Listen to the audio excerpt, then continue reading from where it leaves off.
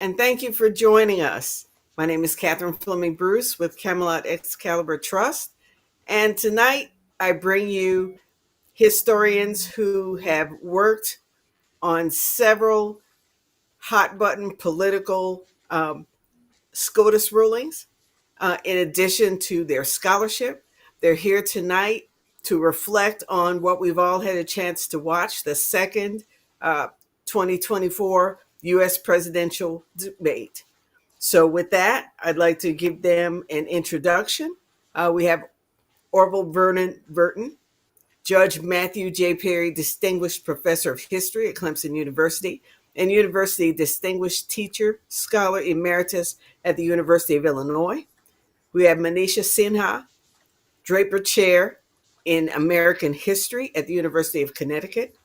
We have Harry L. Watson, Atlanta Distinguished Professor of Southern Culture at the University of North Carolina at Chapel Hill, and Adam H. Dombey, Assistant Professor of History at Auburn University. So I welcome each of you. Thank you for joining us. And let's dive right in. Let's talk about what we've just seen from a historical perspective and from a lens of what is coming at us and globally in 2024 and 25. Who'd like to start? Vernon? I'll kick things off Harry, if go nobody else. ahead, Harry. Yeah. Sure, All Harry, right. go Well, ahead.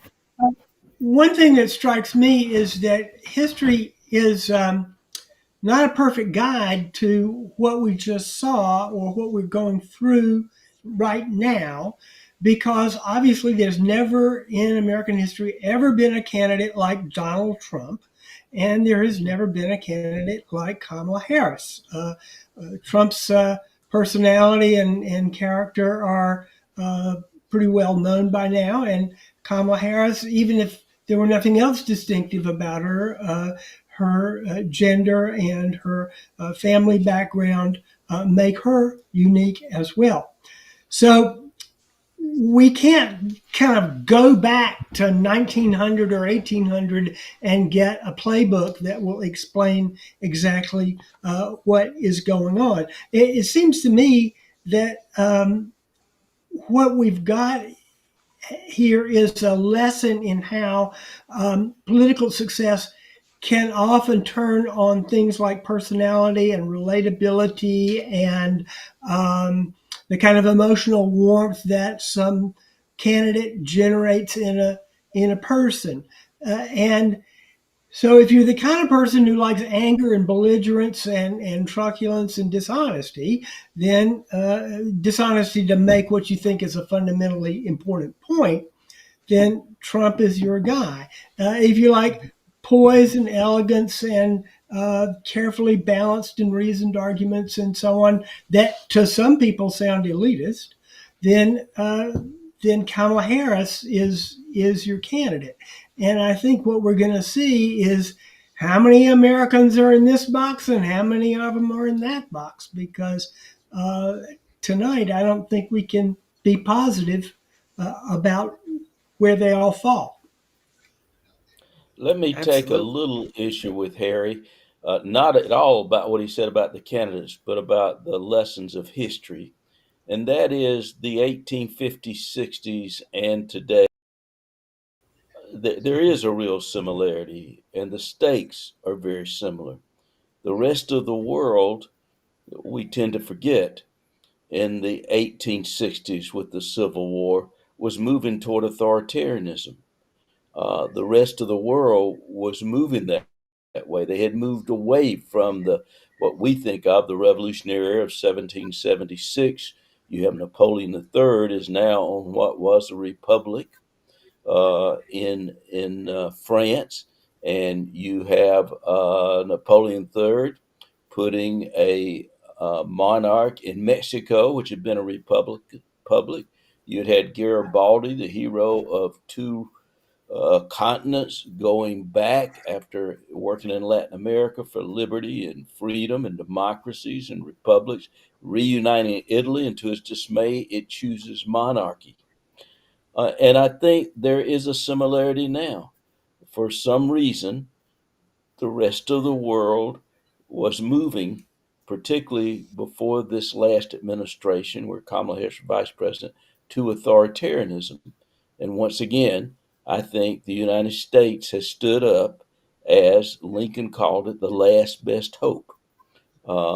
And I think those are the stakes that we're looking at, no matter who the candidates are. And it's frightening to me. I'm not an easily frightened person, but I think democracy is really on the line as we have known it. And I think we saw that tonight in this debate. Yes, Well, and if I I could would just chart back up a a little bit. middle point there between Y'all go ahead. Harry and Vernon because I do think that we can look back at uh, American history and look at the ways in which debates have decided the course of elections. What Donald Trump did today was a lot what Stephen Douglas did against Lincoln, not in a presidential debate, but in the most famous debates in American history, the Lincoln Douglas debates, 1858, for the Senate seat from Illinois, where Douglas was constantly race baiting, referring to Black Republicans. And Lincoln walked a fine line. And I saw a bit of that today. What I was very heartened by was the fact that Kamala Harris took on Donald Trump's racism head on, gave its history of division, and said that, look, if that is what you want, somebody riding up divisions. He was even Mhm. making up these made up stories about immigrants eating people's domestic pets, which has been popularized by his vice presidential candidate and by Elon Musk, who is supporting this kind of propaganda and these kinds of lies. They are both unusual in the sense, of course, Kamala Harris is a woman of color, which is very unusual. But what struck me about her performance was how mainstream she was in appealing to the American people, to an ideal of democracy, to a vision of the United States going forward as the leader of the free world. So, ironically, it was this woman of color, evoking Mhm. quintessential American values and principles. On the other hand, you had a man like Donald Trump, who is, in fact, a convicted felon, a serial predator, and who should not have been up on that debate stage. I think Vernon is right to fear for our democracy when one major political party can turn a blind eye to this man's authoritarian tendencies, his flouting of the law, of our institutions, of our government, and of course, trying to overthrow the government of the United States in a mini push in 2021. It's shocking that he should have even been on that debate stage. So they're both unconventional candidates, but Kamala Harris was really trying to articulate very conventional and very foundational ideas of what the United States should stand for in the world. I think I Adam, think when you your look at it, turn. yeah, yeah, you have on the one hand a candidate who's presenting a very pessimistic view of where we are um, and where we're headed, and on the other you have one that's trying to be hopeful while still warning against the potential of where we could be headed. And so there's a balance there, right? But I do think one thing we should be when we talk about lessons of history, we should remember there are limits to how much impact this debate will have, and that to me is the question that I think we will see. Maybe we'll have a sense of. I think often we overplay um, sort of the pivotal moments, right? But how much will this debate matter? Who watched this debate? Um, Mhm. Probably a lot of people who aren't interested in the race, who are swing voters, did not watch it. Most of the people who watched it probably have already made a decision on how they're going to vote. Now, they Mhm. will get some news from the spin, right? And so, in many ways, the spin is as important as what actually happens on the debate floor. But I do think we need to be careful about thinking how far this will actually shape um, what happens in November. Will it help, or will it harm, or will it have no effect? Is very hard to predict, and even retroactively to predict, was this the key moment, is often an exercise in being able to put your finger on it, right, is very difficult. I will say, though, I would like to point out that one of the things that made this debate so interesting is that it was a remarkably mainstream, as Dr. Sinha pointed out, uh, Harris coming off, yet she managed to call Donald Trump a racist without using the term racist. Um, in her debate. She was very smooth in that way. And I think the way in which it was not just that she was mainstream in her ideas, but in the way that she was wording them. And when we think about it from a rhetorical perspective. Right, I'd like to right. throw in one other issue: um, the importance of the media in this age of alternative facts, which were invented by the former president who was on the stage tonight. The idea of alternative facts. I won't completely blame literature colleagues for going that route, but there's some fault with us and academics with it. But we know that the great debate that Minister spoke about, 1858, Lincoln and Douglas, people at that time knew that papers were owned by political parties. They were Democrat or Whig papers. And there's the wonderful stories you get out of them when you look at that debate is a great example of what people understood. My favorite is when the Democrat paper reported after one of these long 3-hour debates that Lincoln was drunk. He was so drunk, he was incoherent, made no sense, and he was so out of it that his opponents had to pick him up to carry him out of the building. The Whig paper, the Republican paper, at the time reported the same event about the great speech that Lincoln gave that inspired everyone, and people were so inspired they hefted him to their shoulders and marched out in triumph with him. Same event, different description. But today we have such a media divide so that people who watch one network like Fox News versus who might be watching ABC are going to get a very, very different view of the world. And I don't think, except for the Civil War, we've ever had Congress this divided and the three branches of government in so much trouble and disdain by the American public.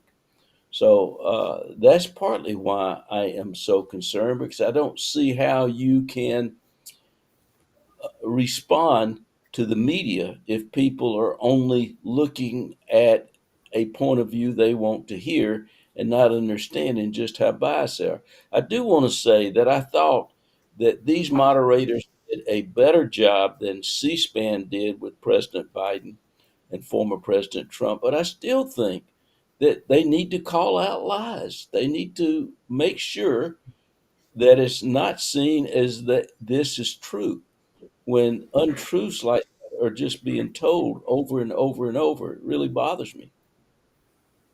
Now, I do want to ask about, and speaking of press, I want to ask about some of the issues that were discussed.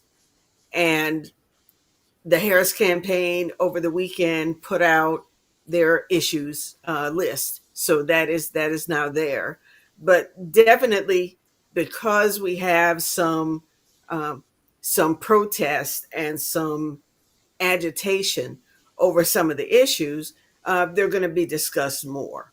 So there were some people who had questions. I was able to go to the Democratic um, National Convention as a virtual correspondent and went to some of the ancillary events.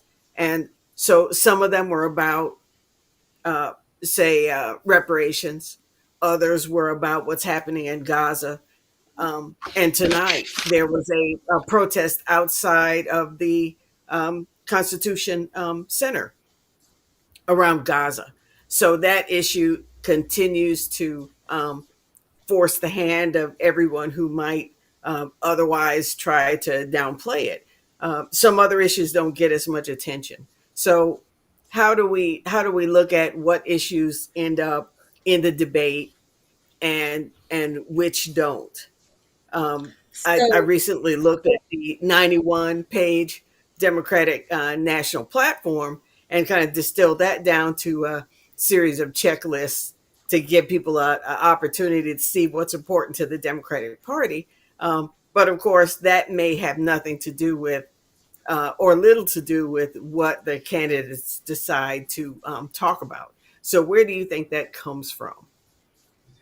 So I think in terms of just the policies and plans, Kamala Harris got quite specific about the kinds of plans and policies that she has called her opportunity economy to grow the economy. She also managed to defend the record of the Biden Harris administration with the Inflation Reduction Act, investments in infrastructure, without even naming President Biden, though Donald Trump seemed to think that he was still debating Biden at points. I do think that it's true that we all live in our own bubbles, media bubbles, and probably those who are diehard Trump supporters or those who would vote for him simply because he's the Republican candidate in a two-party system will not change their vote. We do know that Harris's focus on policy and plans was really aiming at that sliver of voters who are independents and who may not know much about her and who are still trying to make up their minds. So I thought she did a really good job by being very specific with the assistance for mortgages, the exact dollar amounts for child tax credit. What you distilled, Catherine, on the Democratic platform, she distilled quite well in some of her responses. Donald Trump, on the other hand, I thought when it came to policies and plans was particularly bad. Besides the constant lying, he kept talking about having conceptions of plans. I mean, especially when it came to Obamacare. He had been in office for 4 years. They didn't do much about it, and then he lied about strengthening Obamacare when, in fact, they did just try to do just the opposite. And what I saw trending in Twitter, which is a very right wing friendly medium right now, and maybe some of you are watching us now on what is called X now on Twitter, and whose owner has quite clearly tried to, put his thumb on the scale for Trump and Vance. What was trending there was eat your pets and execute babies. I don't think that that's a winning plan or policy, but that was what was trending from Trump's articulation of his plans. I don't think in a debate one can get everything across. And maybe Adam is right that a debate does not decide elections, certainly not the way the Kennedy Nixon debate did, perhaps. But I do think that it matters in the sense that a lot of likely voters who have not yet made up their mind have watched this, even if they watched it in Fox. And I would give the moderators credit, like others have, for actually correcting the most egregious lies. They didn't correct all of it, but the most egregious ones that people are eating pets, etc.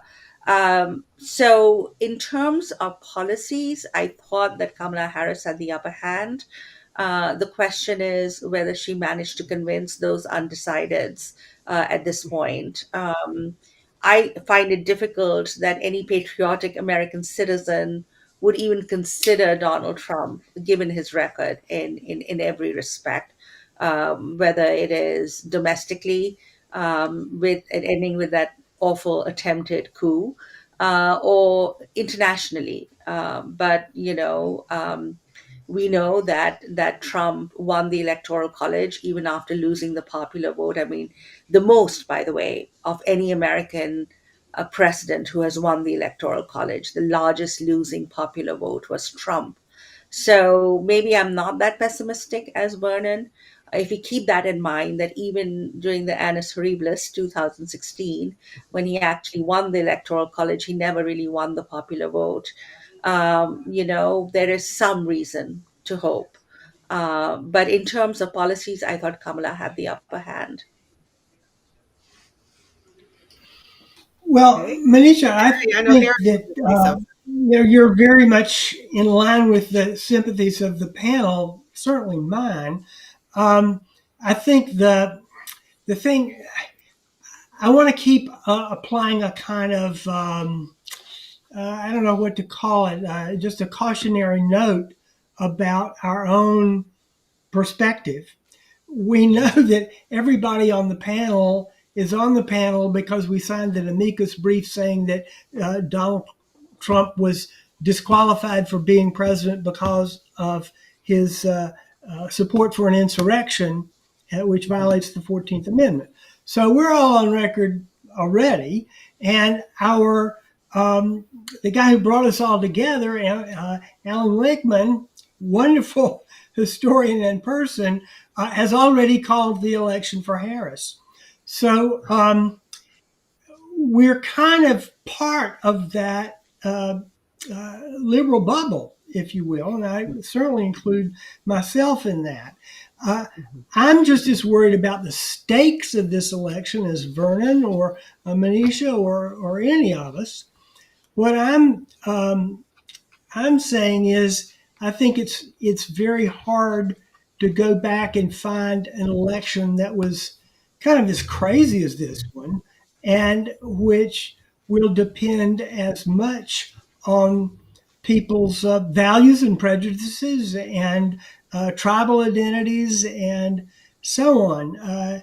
If your tribe believes in snarling and anger and lies, then you've got your candidate. If your uh, tribe believes in reason and grace and facts and logic and plans, uh, there's your candidate. But gosh, how many people are in each basket? I I'm not able to say. Uh, I hope we're all right here, but that's why Yeah. I'm cautious. I think that that's the real question, though, right? Is that if you look on right wing media, they're going to say that the moderators were on Harris's side and explain away any problems. And Trump supporters who are diehard Trump supporters are going to see Trump doing his best Trump. And those who are Harris supporters are going to see Harris being a rational individual, which is what they want. The real question is, what is that tiny sliver of Americans that supposedly exists that has not made a choice, Mhm. and that will vote?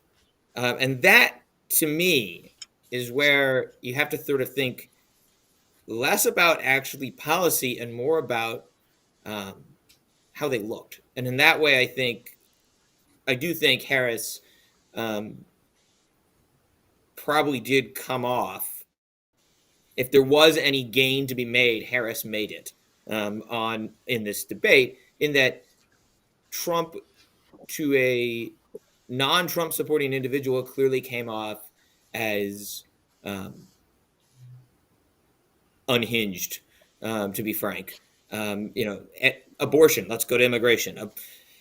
Immigration. Let's not talk about immigration. It's the one time he didn't want to talk about immigration. I mean, it was a very sort of um, bouncing around um, situation.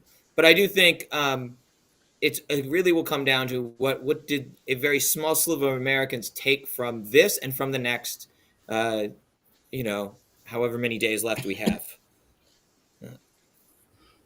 I also wonder about the segment of the population that is looking at other candidates outside of these two.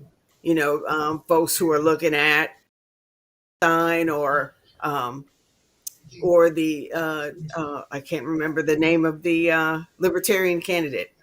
But what about those folks?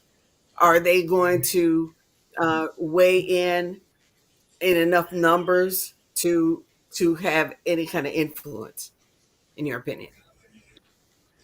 So I Well, think the person who made the most impact as a third party was Robert Jr., and he's ended up endorsing Trump. I don't think the others, Stein or the Libertarian candidate, have gotten enough traction. And I'm not sure that votes for them will tilt the election. It can be Mm, that the war in Israel and the Gaza war, which continues to be a huge humanitarian crisis, might prevent some people from voting for Harris because of the Biden administration's policies. But that also can change. We could get an October surprise. I mean, we don't know what's going to happen there. But I don't think the third party candidates have gotten much traction. The one who has is Robert F. Kennedy, and certainly he's played the part of a spoiler a little bit already. I think there was some confusion about ballots going out because of him.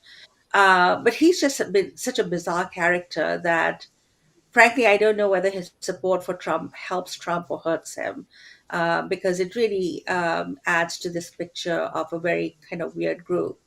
And let's remember that when we are talking about Trump supporters, we are not talking about half the country. It's the way many political pundits talk about a divided country.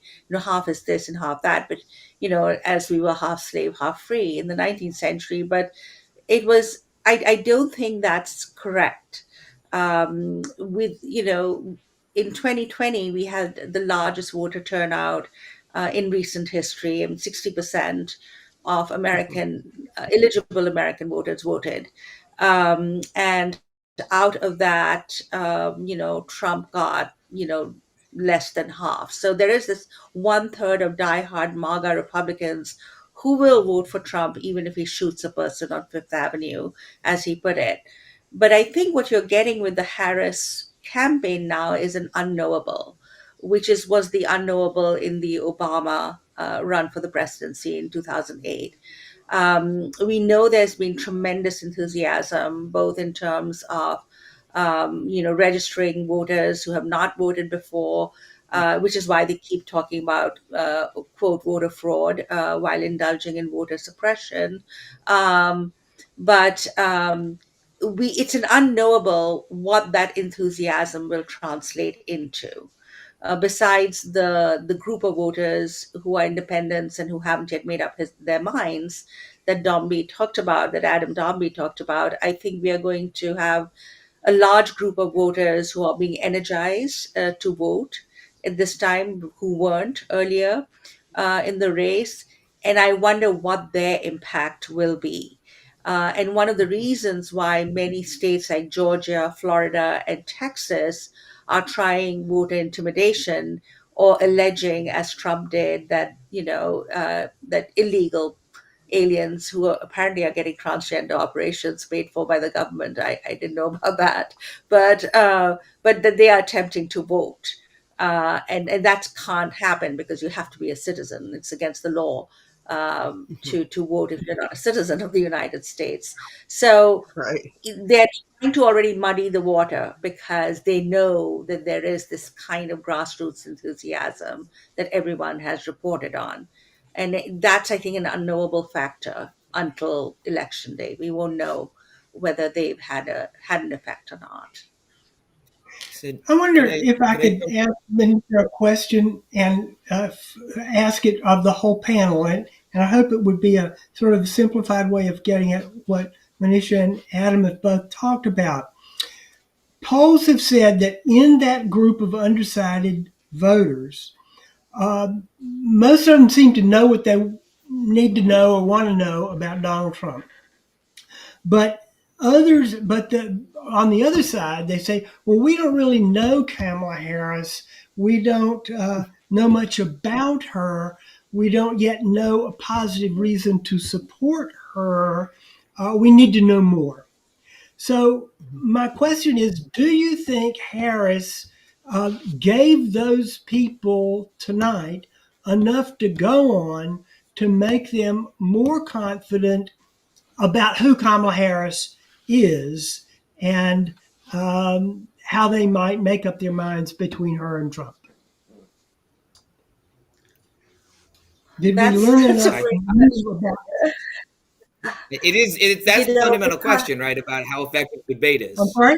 And that's the, I mean, you've hit the nail on the head, right? Of what we're trying to figure out is, did she present herself in a way that's going to attract voters? I'm going to go out on a limb here and say that when we look back on this historically, the biggest news for September 10th, 2024 will not be the debate. The biggest news will be that approximately 27 minutes ago, Taylor Swift endorsed Harris. And that will be the yeah. story tomorrow. Oh, so that's why it's Because, trending on Twitter. I was Oh, yes, wondering. that's why she just the endorsed fireworks went off last Harris. time I That's asked the you. other When reason you why think about Adam's here, right? when you think I about do want reach, to address. she Oh, has a sorry. reach that is hard to match, especially with those folks under 40. When we're talking about a Mhm. turnout election, I think that um, is massive. And I've seen a lot of articles.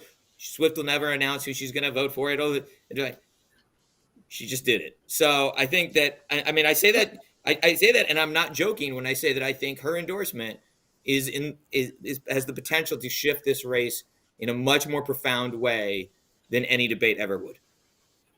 I That hope that's you're really right, interesting. Adam. But I want I to do go want to back. go back to the Sorry. third party issue because it does concern me.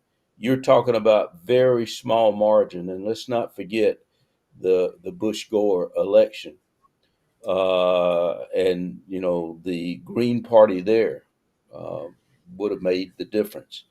And there's another thing that is, I think people have to be aware of. It is the most extensive voter suppression effort that I am aware of since the Jim Crow era of the South to disfranchise, in that case, black voters, but in this case, a number of minority voters. And it's not just in Georgia, it's in Arizona, it's in so many states where this margin is close. So, Mhm. how many votes Cornel West gets and Jill Stein get have to also, and I hope I'm wrong, I really do, but if this voter suppression laws work and people are discouraged, the challenge law in Georgia is there that gives a person a right to challenge any number of people who come to vote. And when we think about a challenge law, it sounds fairly okay. This challenge law was actually written after the populist movement in Georgia and after the successes of the 1890s in 1908. And they said the reason they did it was so you could challenge black voters and keep them from voting. It's the same law. It's just been expanded. Said you can challenge instead of a limited number all you want to. And this is in a state where it hasn't been that long that three white men thought that they had the right to kill a black man who was jogging. Uh, there's Mhm. still a Mhm. culture there that we need to be aware of. And I hope that this election will not have that voter suppression. And the last time it made more people want to vote because they knew these laws were being done. But I think we have to be aware that as much So as voters get away with, and the other thing that we are all aware of because we did this amicus brief is what the Supreme Court has said now about the presidency. You know, I think maybe Joe Biden he cannot be. Maybe he should consider since he's immune, just say the election doesn't count and stay there. yeah, yeah. Well, What are they going to do? that would not Fortunately, be he has very the right characteristic of Joe to Biden. He's So already said Let's he will rule not that out right take now, things. But Bruce. I do want to say extreme a couple of. how Sorry, extreme I the do. Supreme Court go has ahead, go become. ahead, Manisha. Go ahead, Yeah, Manish. I I'm do want sorry. to say a couple of things. And I think Vernon is right. I think the South, they have now honed voter suppression into high art, through each successive era in American history. And the question is, will it work? Which is why I think the enthusiasm that Kamala Harris's candidacy has generated is important, and it will continue to be an unknowable factor, even with the star power of Taylor Swift, etc., behind her. But I want to go back to Harry's question about people saying we don't know her. You know, I do think that both the debate and the impeccable rollout of her candidacy in the rallies, but especially her speech at the Democratic National Convention, to which many more people tuned in than the RNC, mainly because it was more fun to watch. But I think people are getting a sense of her. But when they say we don't know her, I think it comes from that place that Harry was referring to of tribalism. It's who is this woman with this strange sounding name, with this unique background that is immigrant South Asian and Jamaican, African American, and Black. And Donald Trump has tried his best to portray her as this unknowable alien quantity, right? She's not black. She's not really American. Her father was a Marxist professor, just like an outsider to American society and culture. So I think a lot of that kind of polite way, or kind of, it's virtually like a dog whistle, which after all this information and all the ads that are going out to continue to say, and her record as vice president, as senator, and before that as the attorney general of California and as district attorney, is to say, we don't know her. Maybe she is doesn't belong in the American mainstream. I think it's sometimes a polite way of making Mm. those concerns heard, and that won't go away. That's part of the political equation. We'll have to balance it with the excitement she generates versus um, this sort of attempt to portray her as an outsider. And I think, again, besides the voter suppression, Republicans at this time, at least the Republican Party today that isn't completely in grip of the MAGA fever, has perfected these tactics, and they're going to use them on her. Will it be successful or not is something that, of course, we'll get to know in November. But right now, I think the Harris campaign is quite clear that, unlike the Clinton campaign that took things for granted, couldn't imagine people voting for Trump in those numbers, is taking it very seriously, both in terms of putting out economic proposals, which they know people are concerned about, their pocketbooks, the kinds of issues that affect the average American family, but also in trying to show that she is American in the sense that she believes in the American experiment. Um, I thought her speech at the DNC particularly did that well. But even today, this notion that we cannot give up these positions, and Donald Trump's uh, vision was so dark. He kept saying that we are a failing country, that there's these hordes of immigrants who are attacking us, this constant sort of race mongering, these fear and division tactics. Will we, as Lincoln said, listen to the better angels of our nature? I don't know, but at this point, I think, especially after the reaction to Barack Obama's presidency, I think we have become so divided on these issues that in 2026, when we celebrate the 250th anniversary of the founding of the Republic, we will be left with the question whether the Republic continues or not. I mean, it's quite dire, and Kamala Harris portrayed it as a threat to American democracy. I mean, here's Trump, quoting Viktor Orban, authoritarian figure, anti-democratic one. So, we have to see which way we are going. And of course, he will rile up those demons of the past, which, as Harry and Werner pointed out, are alive, well, and kicking in the South. And Well, we at this not point, forget here's what I'm to, going to do.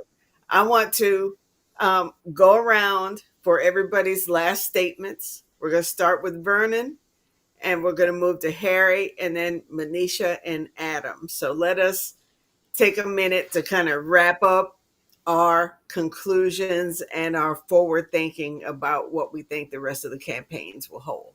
Vernon? I want to take us back to 2016 election because what I think we still forget, and I think President Biden has been much better about this, with NAFTA here in the South, but throughout the world, throughout the United States, there are a lot of people who feel they're being left behind in the United States, that no one cares about them.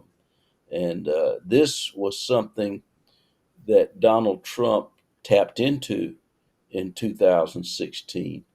And I am hoping that what uh, Vice President Harris has done is tried to show that they have really cared, that they aren't being left behind, but a group of people and the media have continued that sort of narrative that they are going to be left behind. They're losing their jobs, they're losing their status. And of course, this whole replacement theory thing, I don't think it's going to work this time, but I cannot help but worry. And I was sort of impressed with how I thought Harris, without ever addressing that, sort of spoke in some ways to disaffected and people who are feeling that they're being marginalized and left behind. Thank you, In other Vernon. words, I'm Harry? saying the economy is important. Okay. Thanks. It seems to me that how am I going to put this? Uh, the panel has accurately reflected the uncertainty of the whole country, even though we're all, let's face it, Harris partisans. Um, and I think the the way that the choice facing the country about whether we are in decline or whether there's reason to hope is really the question that the election will address. Uh, I think Harris gave her supporters uh, plenty to feel hopeful about. I also think that Trump almost certainly reminded his supporters of what they like about him. They like his toughness, his anger, his belligerence, and so on. And so it kind of depends on where that which where that needle ends up going, on which side of the 50-yard line, to mix the metaphor. And I think the panel has accurately reflected the country's uh, not exactly indecision, but division. Yes. Thank you. Manisha? Yeah, so just to sum up, I'm not sure whether we are summing up the debate or the state of the election at this point or what's going to happen in the future. Mhm. My sense is that right now, the divisions that we have are going beyond what we saw in 2016, which was, red versus blue states, rural versus urban areas, et cetera, et cetera. Now, I think the two new factors that have come into this election, one is polarization along gendered lines, and this is particularly after the overturning of Roe v. Wade. And there, Trump did not help himself. He claimed credit for it, which Harris was happy to give him. I thought she was very effective there in speaking to this issue. We know that women tend to vote more Democratic, even though sometimes it fractures along race lines still. But this time, with reproductive freedoms on the line, I think the gender gap that political pundits have been talking about is going to play a bigger role. And that was evident, as Harry put it, in their styles also. I mean, Trump really, did try to play a person who's macho, but he was just losing his train of thought so often that he has to be appealing to people who are his sort of college educated, voter based, low information voters, as he called them. He says he loves low information voters. The other thing that I think is going to play a role is the youth vote, young people. And that's why when they raise the issues of climate change and Trump tried to scare them off by saying, oh, the student loans thing did not work, but he didn't say why they didn't work. It was the administration tried to do it, and the Supreme Court basically stopped them from doing it. Right. Yeah, so I think young people are a little more savvy now. I see that with my own sons. And there's so much on social media where they're already breaking down the debate in ways that are actually quite hilarious. Uh, so I think those two factors will also come in the final reckoning in November. It's not just going to be Republicans versus Democrats or even rural versus urban. There's going to be this, you know, these other issues that have become relevant, particularly in 2024. And we have to see how it plays out. I tend to be optimistic even in the worst of times. So I'm hoping that, in fact, that we see this play out completely. Because I think many political pundits were caught flat-footed because they had given up on Kamala Harris and they had belittled her and they had underestimated her throughout her vice presidency. So they were taken aback. And now the country is going to get to know her better. And the question is, will that be enough? And will that women's vote come through? Will that youth vote come through? Will the excitement be enough to stand up against voter intimidation tactics that are being undertaken right now in many of the red states? Actually, one last thing, though, sorry, Catherine. What I'm more nervous about is Trump again not accepting the results of the Mm, elections. He already said predicted a bloodbath. So it's quite clear that he hasn't learned his lesson and that if he loses, he's going to try some other kinds of egregious stunts. There's only one consolation now, and that is that the administration in place, the government of the United States is actually under Joe Biden. It's a Democratic administration. And my sense mhm. is that they probably have already a sense of what could happen Right. in that scenario and are already preparing for it. Right. The lessons of history. Absolutely. And Adam, your thoughts.